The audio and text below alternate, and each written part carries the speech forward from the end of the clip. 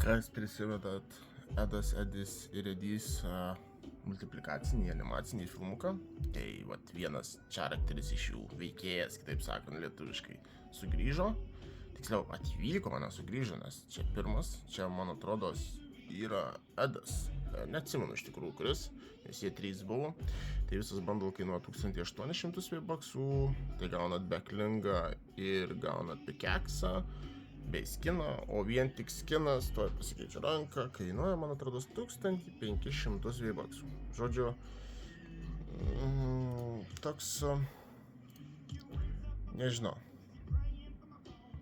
panašus labai į Simpsonų animaciją.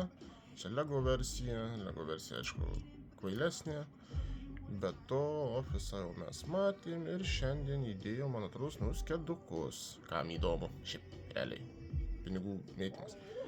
Vakarykštis dar, ko turbūt nepažiūrėjau, tai šitas bundle, nes kažkodėl ten daug kas prakaitojo dėl jo žodžio, nes backlingas ir kedukai, tipo, šiaip gražiai atrodo, bet neverta pirkti. Tai va, jeigu kas pirksit, panaudokit kreatoros kodą papukai ir nepamirškit tokio dalyko.